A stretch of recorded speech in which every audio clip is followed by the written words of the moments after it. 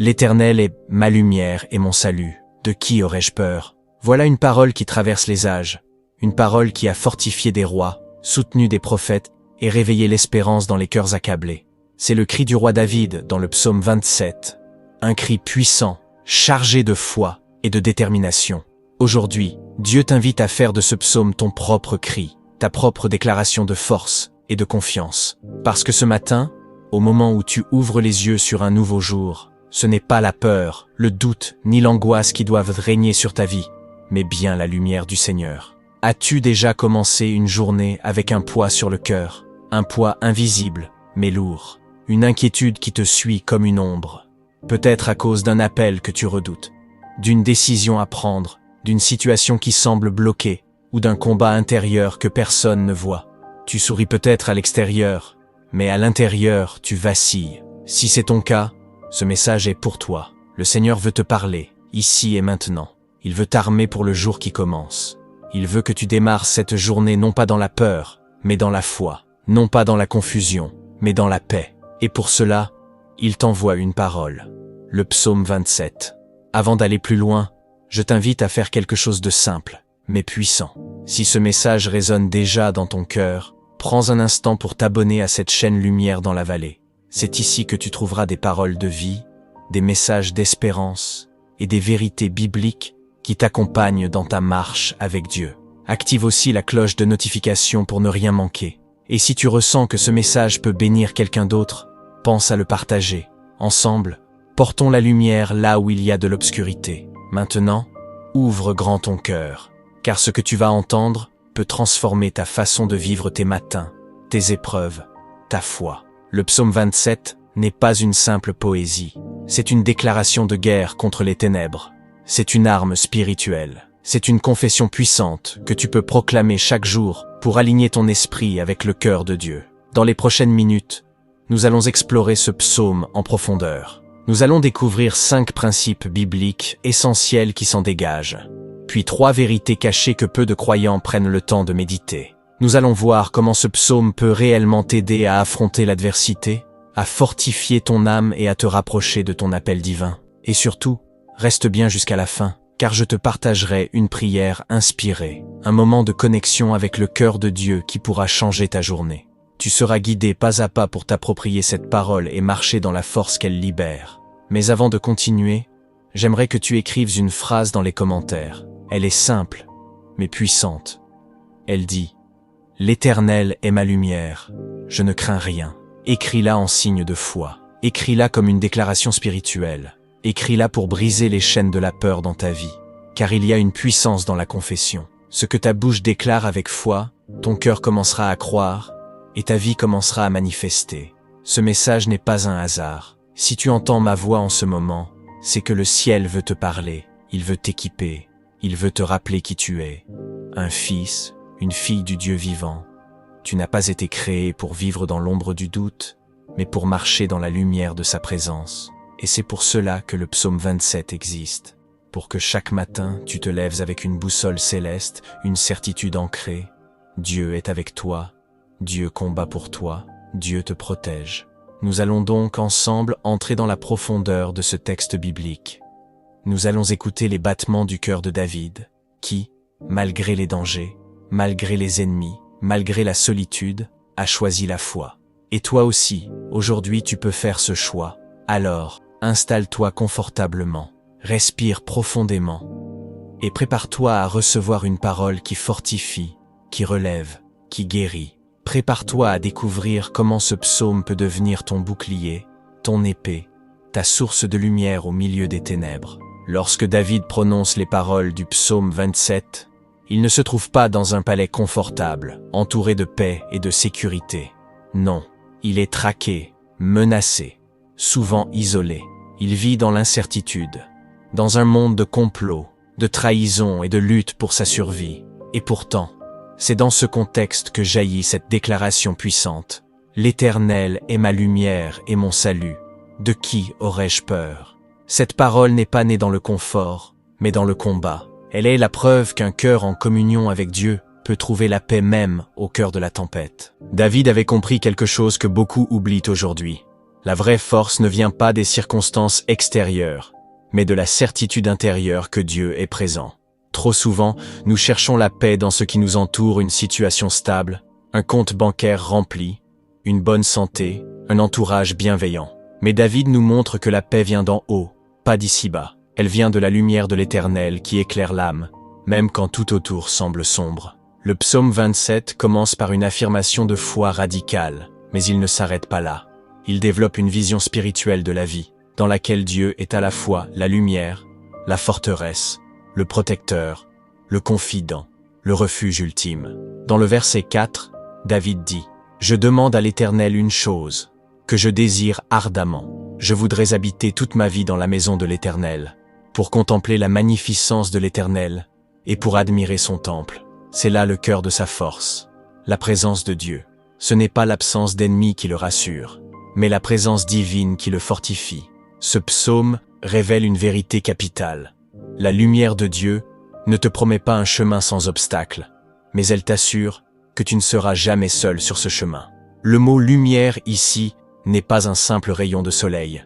Il est synonyme de direction, de révélation, de vérité. Quand David dit que Dieu est sa lumière, il proclame que même dans la nuit, il sait où aller, parce que Dieu éclaire ses pas. Ta parole est une lampe à mes pieds, une lumière sur mon sentier, dit aussi le psaume 119 verset 105. Ce n'est pas un hasard. Jésus lui-même, des siècles plus tard, reprendra cette image pour la pousser encore plus loin. Dans Jean chapitre 8 verset 12, il déclare « Je suis la lumière du monde.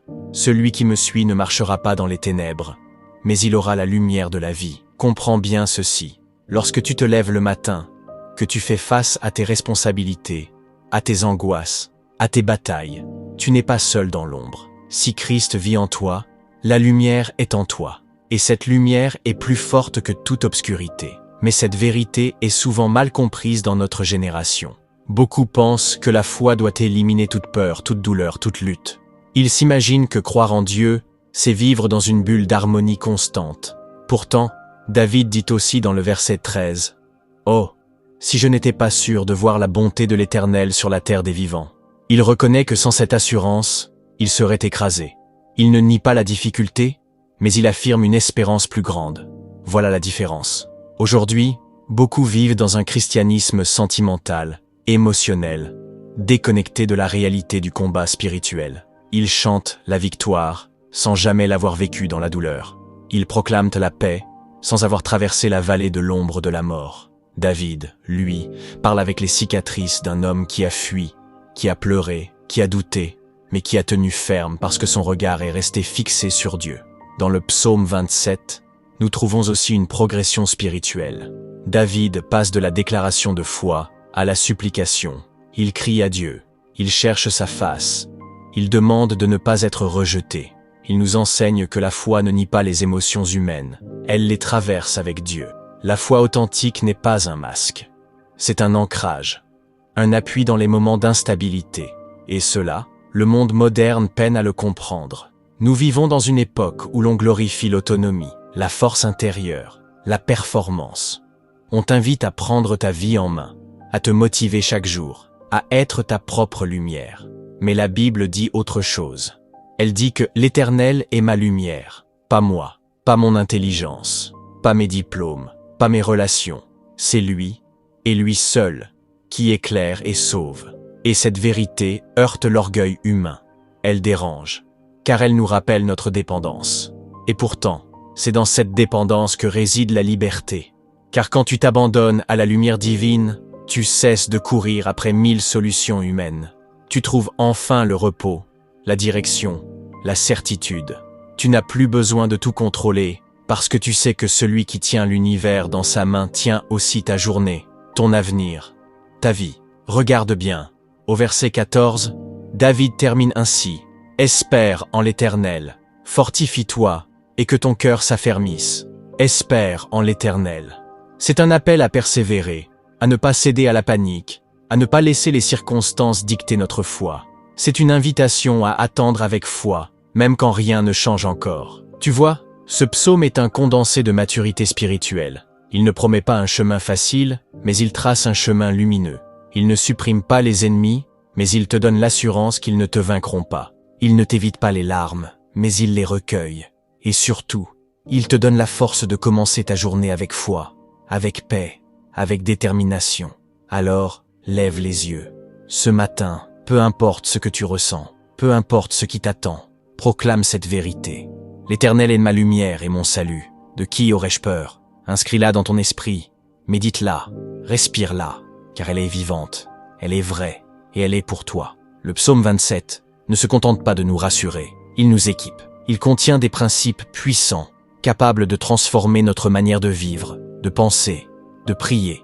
Ces principes ne sont pas théoriques, ils sont pratiques, enracinés dans l'expérience de David et inspirés par le Saint-Esprit.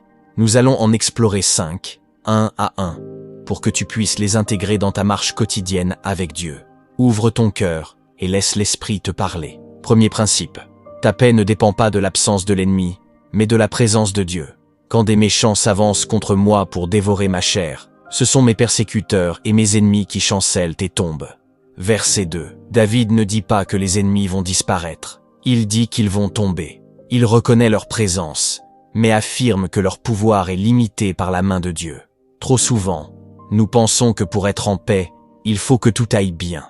Mais la vraie paix commence quand tu sais que, même au milieu du danger, Dieu est là. Ce principe change ta manière de vivre.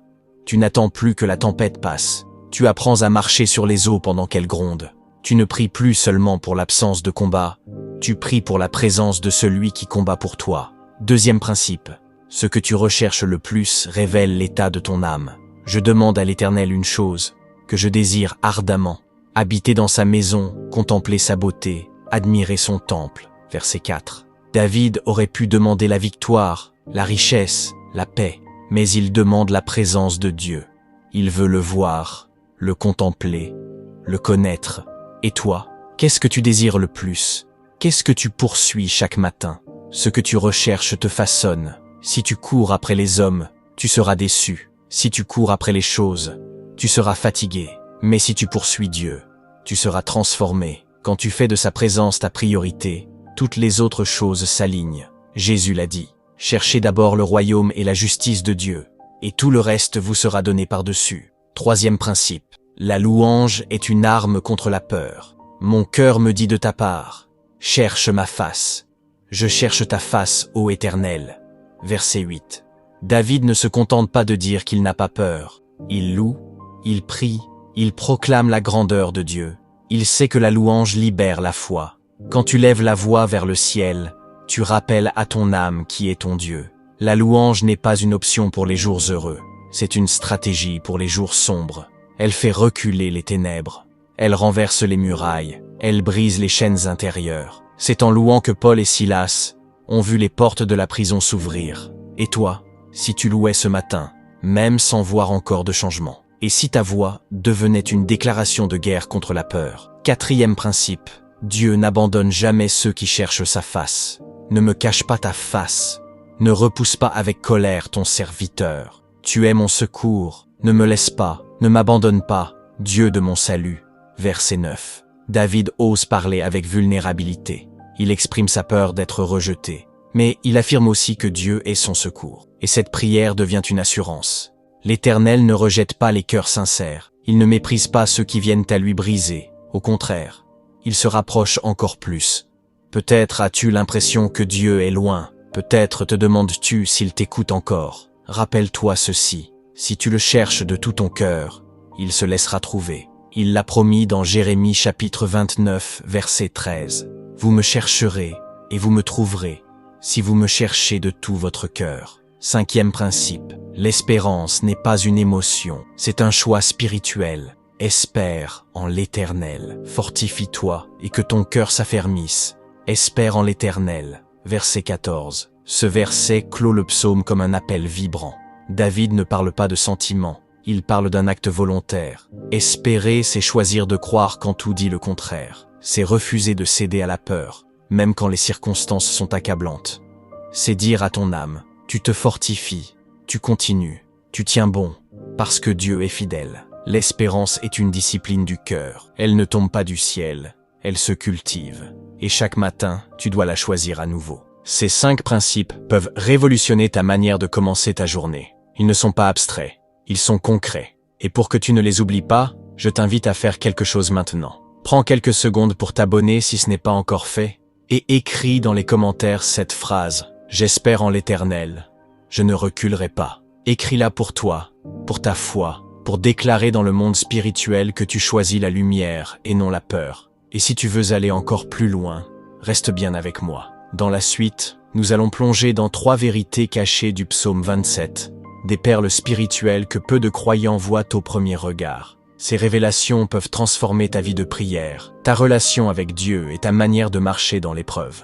Lorsque tu lis le psaume 27 avec attention, une profondeur nouvelle se dévoile. Derrière les mots déjà puissants de David se cachent des vérités subtiles, souvent négligées, mais qui portent une force de transformation spirituelle inestimable. Elles ne se trouvent pas à la surface, elles sont enfouies dans la foi mûre, la confiance éprouvée, la relation intime avec Dieu. Voici maintenant 3 vérités cachées que le Saint-Esprit veut révéler à ton cœur. Première vérité cachée, la lumière de Dieu éclaire aussi les zones sombres en toi.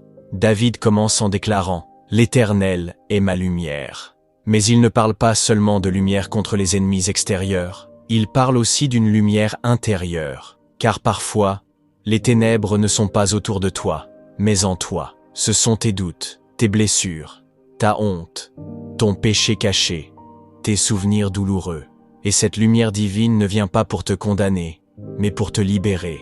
Elle met à nu ce qui te retient, non pas pour t'exposer, mais pour t'élever. Lorsque David dit « Cherche ma face » et qu'il répond « Je cherche ta face, ô Éternel », il entre dans un dialogue profond, où Dieu le regarde au plus profond de lui-même. Et dans ce regard, il trouve non pas un juge, mais un père. Cette vérité est fondamentale. La lumière de Dieu n'est pas cruelle, elle est restauratrice. Elle révèle pour guérir, elle expose pour transformer. Si tu veux grandir dans la foi, laisse cette lumière entrer dans les recoins de ton âme, même là où tu n'oses plus aller. Deuxième vérité cachée, la solitude apparente est souvent le lieu de la révélation.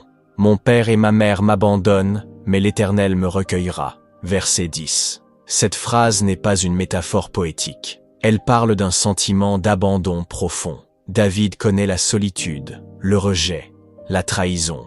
Et pourtant, c'est dans ces moments qu'il reçoit les révélations les plus fortes. Tu crois peut-être que Dieu t'a oublié parce que tu es seul, mais c'est justement parce que tu es seul qu'il peut t'attirer à lui. Parfois, Dieu permet l'éloignement de certaines personnes pour te rapprocher de sa voix. Dans le silence de la solitude, il parle plus clairement.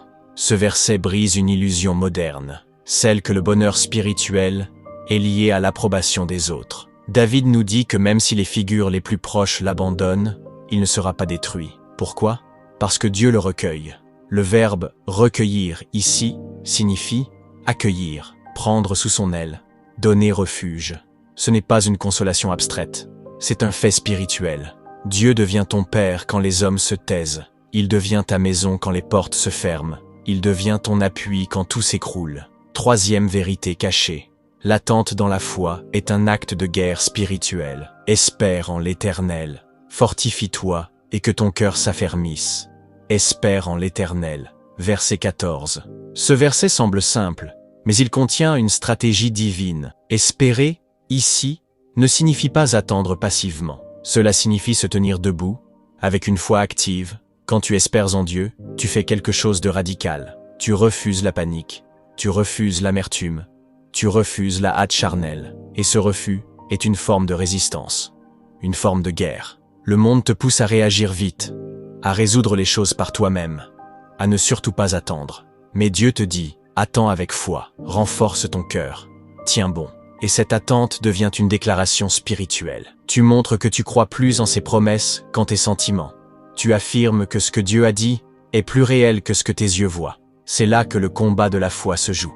Et cette vérité dérange. Elle te retire l'excuse du « je ne ressens rien », car espérer en Dieu n'est pas une question de ressenti, c'est un choix. C'est un positionnement intérieur. Et ce positionnement ouvre les portes du ciel. Beaucoup de bénédictions sont retenues, non pas parce que Dieu ne veut pas les donner, mais parce que nous ne savons pas attendre. David nous enseigne que l'attente n'est pas une perte de temps. C'est une saison de croissance, d'approfondissement, de révélation. Lorsque tu combines ces trois vérités, que Dieu éclaire ton intérieur, que la solitude n'est pas une punition, et que l'attente est un acte de foi, alors tu commences à vivre le psaume 27 d'une manière nouvelle. Il ne reste plus une simple prière ancienne, mais devient une clé de vie, une stratégie divine pour affronter chaque jour. Et si tu veux réellement vivre ce changement, fais encore un pas de foi aujourd'hui. Abonne-toi à cette chaîne si ce n'est pas encore fait. Ce lieu est un refuge pour les âmes qui cherchent Dieu avec sincérité. Et dans les commentaires, écris cette phrase: « Je choisis d'espérer, même dans l'attente ». Cette simple phrase peut marquer le début d'un renouveau dans ta vie. Parce que la foi commence souvent par une parole, un cri, un acte simple mais sincère. Alors ne te décourage pas. Si tu passes par la solitude, Dieu est là. Si tu ressens un vide intérieur, sa lumière veut entrer. Si tu attends une réponse, il travaille en silence. Et dans la suite de ce message, tu vas découvrir comment cette parole peut être appliquée concrètement à ta vie, comment elle peut transformer ton quotidien, ta prière, ta foi. Nous allons entrer dans des actions simples mais puissantes qui feront du psaume 27 ta déclaration de chaque matin. Il ne suffit pas de lire le psaume 27 ou de le mémoriser. Pour que cette parole devienne vivante, il faut la traduire dans ta vie quotidienne. Elle doit passer de ton esprit à ton cœur et de ton cœur à tes actes. C'est ici que commence la transformation. Quand tu appliques la vérité biblique à ton réveil, à ta manière de parler, de penser, d'aimer, de décider, alors aujourd'hui, Dieu veut t'équiper avec des actions concrètes et te faire entrer dans une expérience spirituelle profonde à travers ce psaume. Première action concrète. Commence chaque matin par une déclaration inspirée du psaume 27. Avant même d'ouvrir ton téléphone ou de penser à tes tâches, ouvre ta bouche et dis à haute voix: « L'Éternel est ma lumière et mon salut, je ne crains rien ». Cette simple phrase va aligner ton cœur avec la foi. Elle va briser les doutes dès le réveil. Elle va poser une atmosphère de paix dans ton esprit. Proclame cette parole même si tu ne la ressens pas encore. Elle est vivante et elle prépare ton cœur à accueillir la journée dans la foi et non dans la peur. Deuxième action, crée un espace sacré pour contempler la beauté de Dieu.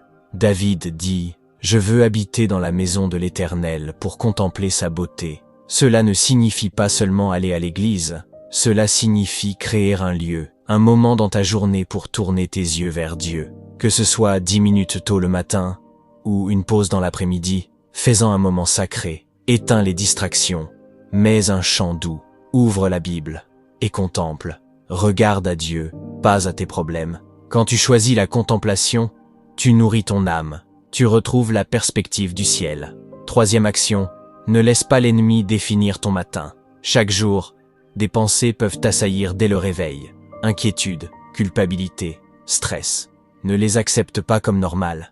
Rappelle-toi, quand les ennemis s'avancent, ce sont eux qui tombent. Tu n'es pas obligé de vivre passivement ce que ton âme te propose. Réagis, parle à ton âme, dis-lui: tu es fort, tu es aimé, tu es protégé. Remplis ton matin de vérité divine. C'est ainsi que tu bâtis une vie solide, une vie qui ne se laisse pas dominer par les émotions passagères. Quatrième action, accepte que l'attente fait partie de la foi. Ne cherche pas des réponses instantanées à toutes tes prières. Accepte que Dieu travaille même quand tu ne vois rien. Apprends à dire: je ne comprends pas tout, mais j'espère en l'Éternel. Et dans cette espérance, continue de prier, de servir, de semer. L'attente n'est pas une punition, c'est une école. Dieu forme ton cœur dans le silence, et quand le temps sera venu, la réponse viendra plus belle, plus forte, plus divine que tu ne pouvais l'imaginer. Cinquième action. Apprends à vivre guidé par la lumière et non par l'urgence. Le monde court, tout est rapide, immédiat. Mais la lumière de Dieu est douce, stable, précise. Elle ne t'oblige pas, elle te guide. Alors commence à poser des gestes en fonction de ce que Dieu t'éclaire, et non de ce que la vie te pousse à faire dans la panique. Prends le temps de prier avant de répondre, de réfléchir avant d'agir, de demander conseil avant de t'engager. La lumière de Dieu ne t'évite pas les choix, mais elle les éclaire pour que tu avances avec discernement. Et pour ancrer ces principes dans ton esprit, laisse-moi te raconter une histoire inspirée des cieux. Il était une fois, dans le ciel spirituel, une étoile nommée Elora. Elle brillait faiblement, car elle venait de naître dans les royaumes célestes. Chaque jour, elle observait les autres étoiles qui illuminaient l'univers avec puissance. Elle doutait. Sa lumière était si timide. Un jour, un vent noir se leva. Il soufflait avec violence, faisant trembler les astres les plus anciens. Elora eut peur. Elle pensa qu'elle allait s'éteindre. Mais une voix douce, celle du Créateur, lui parla. « Ne crains rien. Le vent ne peut pas éteindre la lumière que j'ai placée en toi. Au contraire, il va la faire grandir. » Elora, même dans sa peur, choisit de rester allumée. Elle ne bougea pas. Elle ne courut pas. Elle s'enracina dans cette parole. Et plus le vent soufflait, plus sa lumière s'intensifiait, jusqu'au jour où elle devint l'étoile qui guidait d'autres âmes perdues dans la nuit. Et toi, comme Elora, peut-être que tu penses que ta lumière est trop faible, que tu ne brilles pas assez, que la tempête va te faire disparaître. Mais Dieu dit, je suis ta lumière. Et tant que tu restes en moi, rien ne pourra t'éteindre. N'écoute pas le vent noir, écoute la voix du Père, et choisis de rester allumé. Chaque matin, cette histoire est une parabole. Elle t'appelle à la foi. Elle te rappelle que ta lumière ne dépend pas de toi, mais de celui qui l'a allumée. Et pour vivre cela au quotidien, décide dès aujourd'hui de proclamer le psaume 27, de le vivre, de le marcher, de le méditer. Si tu es touché, je t'invite encore à liker cette vidéo et t'abonner à la chaîne Lumière dans la Vallée. Tu fais partie de cette famille de foi qui choisit chaque jour la lumière de Dieu. Et dans les commentaires, écris cette déclaration. Ma lumière vient de Dieu. Rien ne pourra l'éteindre. Car maintenant, dans la dernière partie, je vais t'emmener dans une conclusion forte avec une prière prophétique, pour que tu sois scellé dans cette vérité, prêt à marcher chaque jour dans la force du psaume 27. Si tu es arrivé jusqu'ici, ce n'est pas un hasard, c'est un appel divin. Dieu t'a conduit à ce message pour te fortifier, te parler et t'élever. Le psaume 27 n'est pas simplement un texte ancien, c'est un manteau spirituel que tu peux revêtir chaque matin. Il t'enveloppe, il te couvre, il te fortifie. Ce psaume n'est pas une poésie à réciter, mais une révélation à vivre. Et aujourd'hui, tu as reçu ces clés. Il est temps de les appliquer. Souviens-toi des principes puissants que tu as découverts, que ta paix dépend de la présence de Dieu, que la louange est une arme, que l'espérance est un choix, que la lumière de Dieu éclaire aussi ton intérieur, que la solitude est le berceau de la révélation, et que l'attente dans la foi est une stratégie divine. Ces paroles sont désormais entre tes mains, et maintenant, c'est à toi de choisir. Vas-tu les laisser glisser comme un vent passager, ou vas-tu les planter comme des semences dans la terre de ton cœur? Chaque matin, tu peux commencer ta journée avec foi. Tu peux proclamer que l'Éternel est ta lumière, ton salut, ton refuge. Tu peux avancer avec courage, même au milieu du brouillard, parce que la lumière ne vient pas de toi, elle vient d'en haut. Elle ne s'éteint pas quand tu faiblis, elle ne vacille pas quand tu doutes. Elle persiste, elle t'accompagne, elle t'appelle. Et si tu doutes encore, si tu te dis que tu n'en es pas capable, écoute bien ceci. Dieu ne cherche pas des forces, il cherche des cœurs. Il ne demande pas des performances, mais une foi sincère. Et si aujourd'hui, tu lui dis « Seigneur, je veux vivre le psaume 27 », alors il te prendra par la main. Il t'enseignera à marcher dans sa lumière, et tu verras ta vie changer. Tu verras ton âme se stabiliser. Tu verras ta foi prendre feu.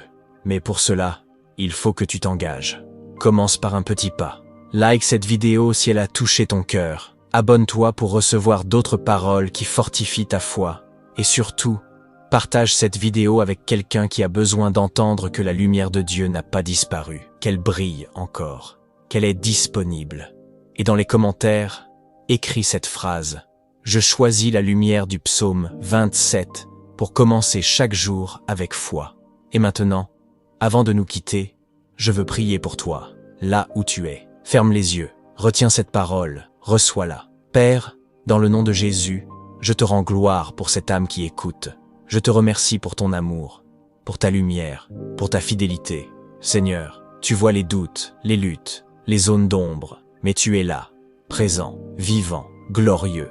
Alors aujourd'hui, je déclare sur cette personne que ta lumière chasse toute peur, toute confusion, toute oppression. Je proclame que ton salut l'enveloppe comme une armure. Éternel, devient sa force dans la faiblesse, sa clarté dans l'incertitude, sa paix dans la tempête. Comme David, qu'elle puisse dire chaque matin, « L'Éternel est ma lumière et mon salut, je ne crains rien. » Seigneur, scelle cette parole dans son cœur, qu'elle ne s'efface pas, qu'elle devienne une semence qui produit la paix, la foi, la confiance, qu'elle s'enracine profondément. Je prie pour que chaque jour qui commence soit illuminé par ta présence. Et je déclare que toute œuvre de ténèbres qui voulait voler sa joie son courage, sa foi, est renversée maintenant par la puissance du nom de Jésus. Que ta lumière, Seigneur, jaillisse en elle comme une aurore nouvelle, qu'elle marche dans la victoire, qu'elle avance dans l'espérance, qu'elle vive pleinement dans ta présence. Merci pour ta fidélité, merci pour ton amour, merci pour le psaume 27, qui devient aujourd'hui un fondement pour sa vie spirituelle. Dans le nom puissant de Jésus-Christ. Amen. Ainsi se termine ce message prophétique. Mais souviens-toi, ce n'est que le début d'un chemin. Reviens souvent méditer cette parole. Relis-la, prie-la, vis-la, et laisse la lumière de Dieu te guider, chaque jour, un pas après l'autre. Si ce message t'a parlé, abonne-toi à la chaîne Lumière dans la vallée, active la cloche, et n'oublie pas de partager cette vidéo à quelqu'un qui a besoin de commencer sa journée avec foi. Que le Seigneur te bénisse puissamment.